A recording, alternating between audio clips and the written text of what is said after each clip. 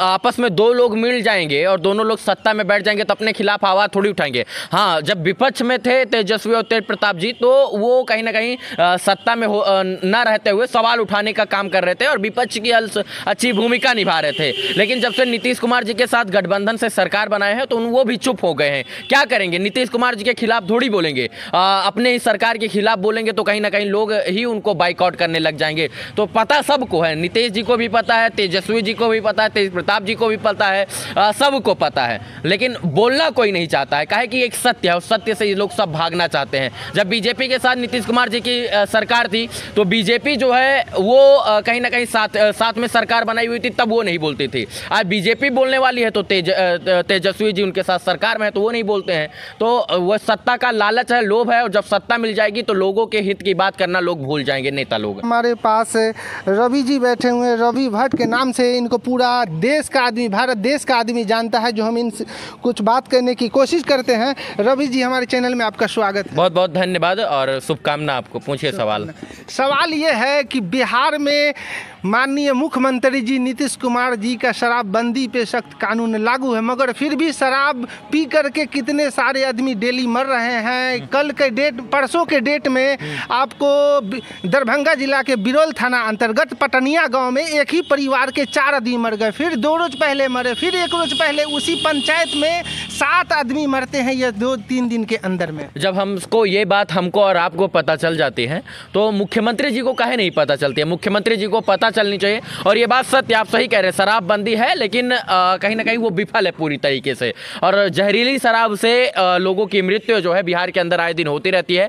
अभी 7-8 लोगों का आपने जिक्र किया कि 7-8 लोगों की मौत हो गई। अभी 1 महीना भी नहीं बीता है, जो है छपरा जिले में कम से कम 150-200 लोगों की मृत्यु हो गई जहरीली शराब से। तो शराब बंदी सफल नहीं है बल्कि विफल है, और जिसके कारण से शराब कहीं ना कहीं मिल ही जाती है, लोग अपने घर में बना लेते हैं, बॉर्डर से क्रॉस होकर शराब आ जाती है, और जिसकी वजह से जहरीली शराब पीने की वजह से लोगों की मौत हो जाती है। तो इस पे नेताओं को भी ध्यान देना चाहिए, नीतीश जी को भी ध्यान देना चाहिए, और सच में शराबबंदी कानून में संशोधन का बात होना चाहिए, और संशोधन की आवश्यकता भी है, क्योंकि हमको लगता नहीं है कि शराबबंदी कहीं ना कहीं सफल है।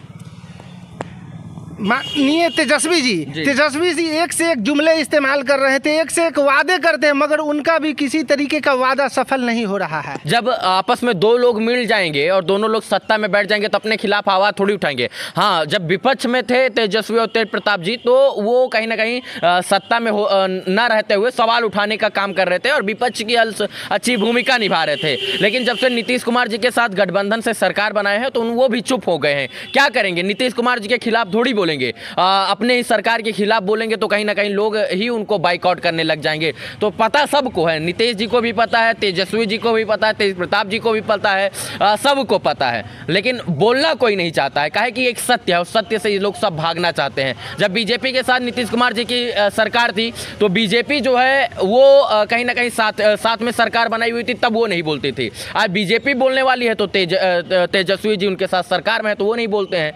तो वह सत्ता का लालच है, लोभ है, और जब सत्ता मिल जाएगी तो लोगों के हित की बात करना लोग भूल जाएंगे, नेता लोग।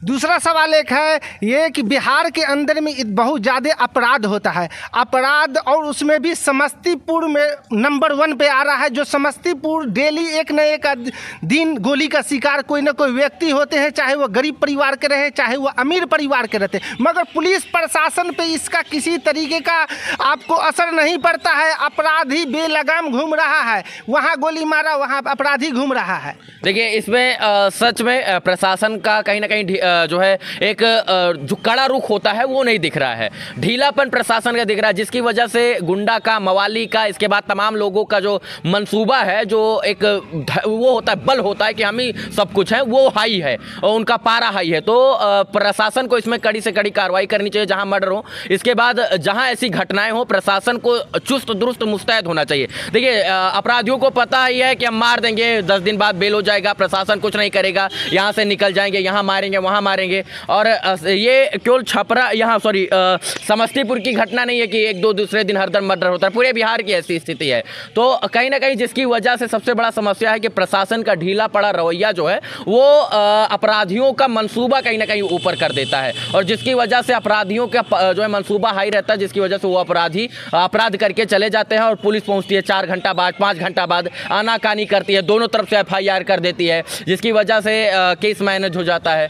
तो सबसे पहले पुलिस प्रशासन को जो है वो चुस्त दुरुस्त होना पड़ेगा, कानून व्यवस्था को टाइट करना पड़ेगा, सत्ता में बैठे सरकारों को, SP साहब को अपने तमाम थाना अध्यक्षों के साथ बैठकर मीटिंग करनी चाहिए, बाकायदा उनको जो है इन्वेस्टिगेट करना चाहिए कि कहाँ पर क्या किस तरीके की घटनाएं हो रही हैं, तमाम सारी चीज़ों का जांच होना चाहिए। लेकिन यहाँ पर सब तो सुस्त पड़े हैं, कोई किसी की बात सुन के राजी नहीं है। एक आपने बहुत अच्छी बात बोली कि उल्टे FIR भी हो जाता है। यहाँ सरस्वती पूजा वाले दिन सोनम और यादव के साथ भी इसी तरीके की घटना हुई, इस पे भी इसी तरीके का हुआ, उल्टे पूरे परिवार के साथ आपको बदतमीजी की जाती है, बदसलूकी की जाती है, और ये लोग यहाँ रहते नहीं, और ये सोनम और यादव ने कहा है कि उल्टे हमारे ऊपर आपको FIR कर दिया गया। देखिए सबसे बड़ी बात मैंने क्या बोला कि केस को जो है कहीं ना कहीं जो मजबूत केस होता है उसको ढीला बनाने के लिए कि केस जो है खराब हो जाए, तो दोनों तरफ से FIR करवा दिया जाता है पुलिस की तरफ से कि आपस में केस मैनेज हो जाएगा।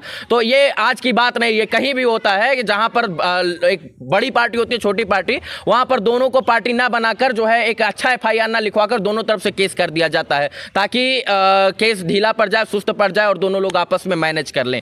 तो ये चीज़ें पहले से चली आ रही हैं, लेकिन हाँ इसके लिए हमें जागरूक होना पड़ेगा कि हम प्रशासन के पास बैठकर जो है अपनी बातों को रख पाएं और उसके लिए जो है प्रशासन तक अपनी बातों को कर पाएं। प्रशासन तो वैसे भी ढीला ढाली करती है, और अभी सोनम और यादव की आपने घटना बताई, तो यहाँ पर पहले से भी जो है देख रहे थे कि प्रताड़ित हो रहे थे ये लोग, इनके आस पड़ोस के लोग इनको प्रताड़ित कर रहे थे, और जिसकी वजह से एक बार FIR हुआ, फिर दूसरी पार्टी का भी जो है FIR हो गया है इनके ऊपर, मतलब आपस में ही FIR पुलिस ने खिलवा दिया है कि वो केस करें तो कम से कम मैनेज हो जाए केस। तो ये चीज़ें होती रहती हैं, लेकिन हाँ इससे हमको जागरूक होना पड़ेगा कि प्रशासन, और सबसे बड़ी चीज़ है कि प्रशासन को इस तरीके के केस जो वो लोग काउंटर केस करवा देते हैं उनसे भी सबक लेना चाहिए कि भाई काउंटर केस क्यों, जब आपको पता है कि सर्वे सर्वा अपराधी कोई और है और सामने वाली पार्टी को परेशान किया जा रहा है और उसके दिन आए दिन हमला किया जा रहा है, सामने वाली जो गायिका यानी लड़की है वो लाइव पर तमाम जो है सबूत दे रही है, लाइव पर आकर तमाम बातें बोल रही है, तो सेकंड पार्टी FIR क्यों कर रही है? उनके पिताजी से पूछिए कि वो थाने में बोल ही रहे थे कि जो है ये FIR कर रहे हैं तो वो भी FIR कर दीजिए।